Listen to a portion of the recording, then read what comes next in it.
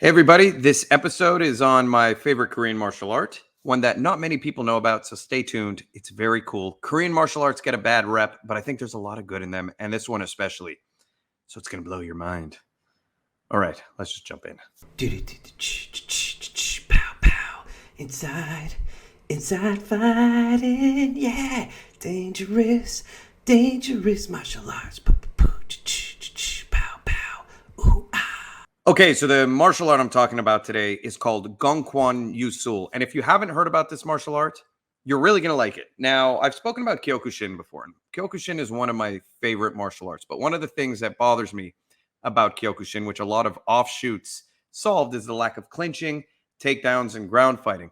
I think Kyokushin paired with something like Judo or Brazilian Jiu Jitsu makes a really nice kind of hybrid martial art.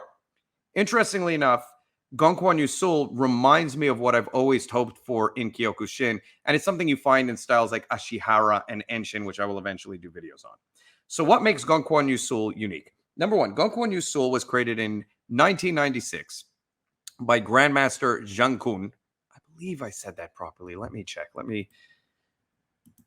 I totally said it wrong. It's Kang Jun. And if you look at this style right here, they're doing a little bit of sparring. What's nice about it, man, their kicks are incredible. So they tend to fight with what looks like Taekwondo, and then you could see they jump right into ground fighting. Now, the system itself has what I would call a real mixed martial arts approach to fighting. What they'll do is they will go from ground fighting, from stand-up fighting into ground fighting. Now, what I love is that similar to Kyokushin, a lot of it is bare knuckle in the sparring, and they do the same kind of Kyokushin sparring, which is body sparring. Let me see if I could jump a little bit ahead here. They'll do, these are kids, but interestingly enough, but if you look, like, they'll do a lot of body sparring that goes right into, man, that kick again was just beautiful, right into a takedown right there. You saw how beautiful that was. And then beautiful transitions into ground fighting, which is exactly kind of what you want to see in a martial art. You want to see really nice transitions. Now, the thing again that makes it unique is people will look at this and say, okay, well, isn't this just pretty much MMA? Now, it is a MMA in the sense that it combines numerous Korean martial arts. It combines Hapkido, it combines what looks like more traditional Japanese jiu-jitsu and now Brazilian jiu-jitsu, and it combines some boxing and other elements like that as well. What I like about it is, again, compared to MMA, you won't see a lot of MMA fighters coming in with those kind of kicks. In other words, they took what's best about Taekwondo and Hapkido and they turned it into an actual modern day system where you actually spar, you actually train. And again, I'm a huge, huge lover of bare knuckle fighting because number one, it teaches you to condition your fists and how to punch with a closed fist, which a lot of guys, when they get used to gloves, their wrists are not as strong. They make mistakes. You see people breaking their hands or breaking their wrists because the hand bends the wrong way. In Gongkwon Yusul, you're getting that traditional element. They also have the traditional kind of blocks that they train and everything like that. I didn't see any kata in the system from all my training, or pumses is what you would call it in, a Korean martial art like Taekwondo. But it's unique in the sense that it takes the striking of a system that is not popular in a lot of modern day MMA systems and really highlights the best in it. And I'm going to jump into more. If you look, it's just really, really clean, and the transitions are super clean.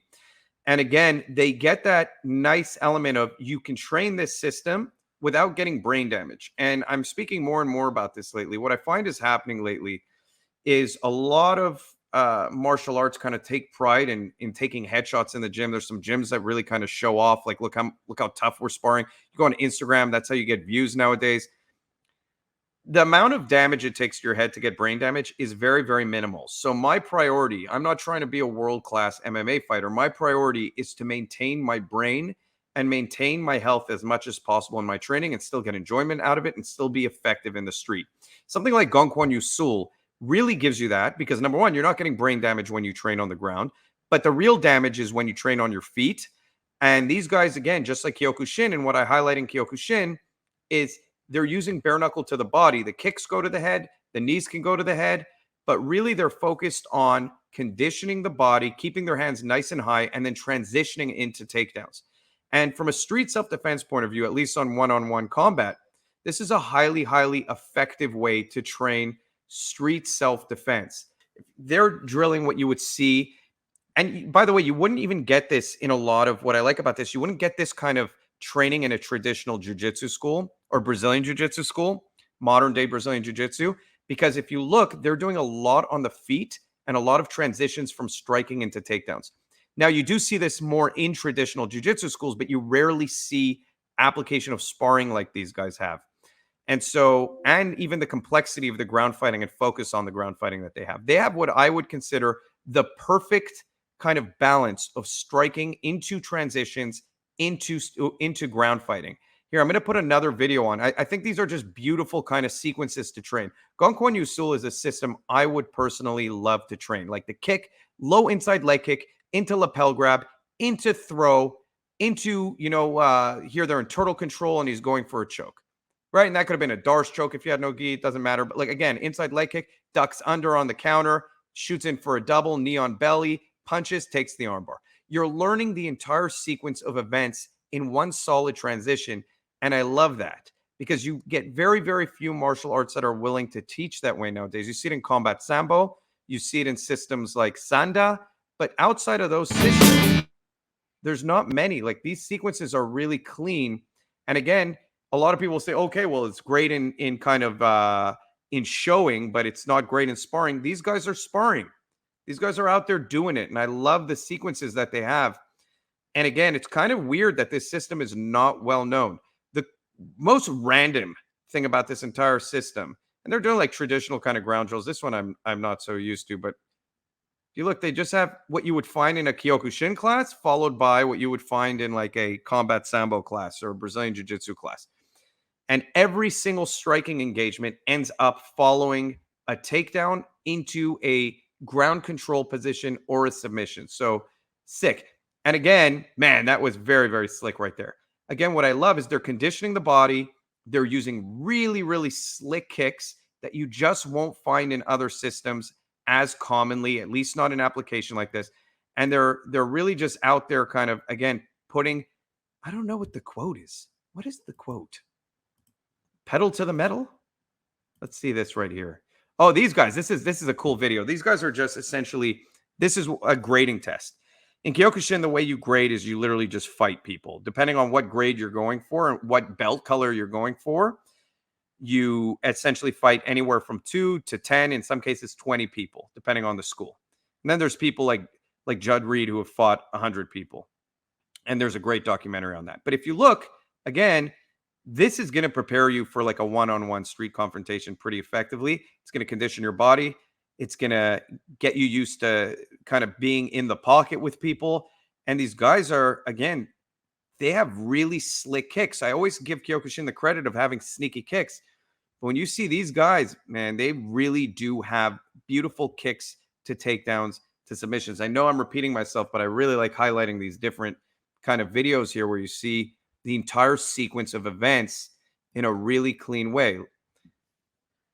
And Koreans, man, they don't get enough credit for their martial arts. I think their martial arts are very unique. And a lot of people don't really look at the benefits of systems like Taekwondo. You look at it like it's for kids, or Hapkido kind of never gets credit.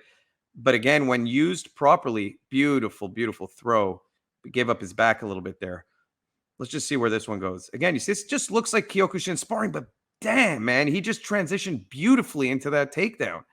Caught the kick, kicked the inside leg, took him down, and now he's getting good ground control here. This is everything you need in a martial art outside of weapon training and multiple opponent training. And there is value in that. I know people put that down. People are like, man, if you have to fight more than 2 people, you're dead anyway. I don't buy that. The more you train it, even if you raise your chances of survival by 5%, kudos to you, because that's what might make the difference. I just saw a video that was very, very troubling of a guy in the UK, and they're fighting against people with knives, and the guys with the knives are backing up. And what happens is the guys with the knives are backing up, and I'll leave this running in the background just because it's kind of cool. But this is a very sad story. You could see that they were willing to take action. In other words, the guy with the knife was moving away from them, and everyone could have just left at that point. But the guys who don't have the knives decide to continue escalating and walking those guys down. Then the guy actually swings, like he goes like that to cut one of the guys in the face. Now, if someone's willing to do that, you have to assume they're willing to kill you. And he did that to like this guy who was smaller and a little bit more agile and was moving back. And then the big guy just starts walking forward at them, and he walks right into range of the knife, and the guy goes, catches him right in the carotid artery. The guy bleeds out and dies within like 10 seconds. And it just goes to show you how situational awareness, no matter how tough you are, situational awareness in those situations is everything. And training that stuff can save your life. That guy could have been an MMA fighter and made a dumb mistake like that. If you're not training and putting yourself in the situation to realize how dangerous a knife is, you might not react properly, even just from adrenaline in the given situation. So the more you train it, the more you realize the dangers of a knife, the dangers of a gun, and you really respect it, the more your body will instinctively tell you, okay, I have an opportunity to get away here, take it. Don't engage, or to at least have your hands up, protecting your neck, something that will make you aware of what the knife is. Same with multiple opponents. You'll be able to line them up better. Just instinctively, you'll circle so that there's not three guys around you. They're in a line, and it makes it much harder for them to attack you. There's things that do come into play. Will this system give it to you? I'm not sure about that. This doesn't seem to be like a system where I've seen them focus on a lot of people. But what I will say about it is that they have Hapkido elements, and Hapkido does a lot of multiple opponent stuff. Some of it a little ridiculous, but some of it effective. And again, the more you're training it, the better you'll get at it. So again, you look right here. I love their style of sparring. I have no problem with this style of sparring. They're protecting themselves from brain damage. They're getting in the toughness. They're getting in the slick takedowns into transitions. He just pulled guard. Let's see if he ends up on top. That was a mistake. In a street fight, never pull guard. See, and that's one thing about, sport elements of martial arts is people get a little bit too comfortable with the idea that they could do things like that. When you're training for self-defense, you should never do something like that if that's your goal. But he did get a cross-collar choke, it looks like there. Okay, so I want to say something. Man, nice kicking exchange. Again, beautiful. And, man, they come up to the head real quick. You just don't see it. And then they just come in for the clinch every time. Very effective. I have another one here. Let's see what this video is. See, so they do have, again, here, I was talking about the traditional elements. You'll see, here's a video on kind of the more traditional techniques of Gong Kwan Yusul. And it does look like traditional Taekwondo. Maybe it doesn't look like Taekwondo. I take that back a little bit. It looks more heavy based on the feet. You look at a lot of Taekwondo guys when they do their pumsens, they're bouncy. They come up and down. These guys are more stable, almost like an old school Kyokushin guy. And the hand movements are a little bit more circular than what you would find in some traditional karate styles, which is nice. But you see how they just went like this, right? In a lot of, I like these exchanges also. Their bunkai looks more believable to me. But you see how they just went like this? A lot of kind of Korean styles will kind of make it bouncy, like boom, boom, like their whole body will come up and down. Here they're kind of sitting into it and they're feeling heavy. And I think that comes from the actual element of this being like a bare knuckle full contact system. But again, man, I wish there was a Gong Kwan Yusul school near me because it just kind of would be fun to spar with these guys. And they seem to have all the elements I like. And again, I would love to find an Ashihara school near me. I would love to find an Enshin school near me. It seems like there's always just Kyokushin, which again, I'm a huge fan of Kyokushin. I've talked about this a lot. And I'm already a black belt in Brazilian Jiu-Jitsu. So maybe I'm a little bit of a jerk because part of me wants to go in just to really be aggressive on the ground and tap people out who are tough strikers. But I do think that if I could find a school that had Kyokushin, man, again, spinning kicks, really smooth. And so if I could find a school that gave me the ability to use all my skills together, it would be amazing. Here, I want to say that the last thing I found random about this system is that Willie Nelson is like a black belt in the system. So let's just see this video right here. It's pretty random.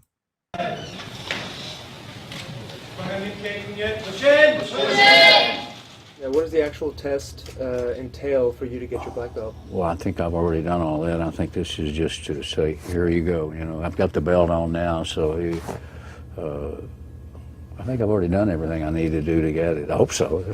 What did you need to do to get it? Well, it's a lot of years, 20 years of breaking a lot of boards and kicking a lot, but having a lot of fun doing it. Master Pretty cool. So there you go. That's Willie Nelson, 20 years, Gong Kwan Yusul. And again, I think that Willie Nelson's in his 80s, I'm assuming at this point. that highlights that the system can be trained in your later years and still be effective, which is, again, something I said I love about systems like Kyokushin. You don't see MMA fighters fighting in their 80s anymore, in their 60s. Their bodies are just worn out. This is clearly a system that lets you continue to train. So, and traditional systems tend to have more of that. You just see older people in the systems. Another thing I like, and I know this is weird and I know I shouldn't like it, is the fact that it has grading, it has belts. I do think that that gives you something to look forward to and something to aspire to. I know that's like a weird American kind of mentality that you need to like get the next thing. You need to get the next thing. A lot of other systems you look in the world didn't really have a focus on grading as much until they wanted to spread throughout the United States and the Western world, because you needed to give that kind of reward to see the same kind of dedication. But it has resulted in numerous amazing fighters. I guess certain mentalities, certain cultures respond better to that kind of thing. I'm a sucker for it. I do think it's cool to work your way up to a black belt. It gives you something to aspire to. So if there's an MMA-based system, which I think there's great things in MMA that also give you a traditional element and a belt system, something like Gongkwon Yusul, I think that's amazing too. So look, I don't, what did I just said, look, I don't know why I did that. That's random, but I hope you like this video. Kind of a different format today. I'm doing it more live stream style. I think there was a lot of cool stuff going on with Gongkwon Yusul, so definitely worth checking out. Again, kind of the perfect hybrid of Korean martial arts, in my opinion. Hard to find, more popular in Korea. It started branching out to places like Australia, Canada. There's a couple schools in the United States now, and throughout Europe, you're starting to see them. I think there's one in Germany. So hopefully it continues to grow. It is a cool system. Outside of Ashihara and Enshin, I don't think there's a system that really kind of feels the same. By the way, please like and subscribe and share the video. You have to. It's necessary. I demand it.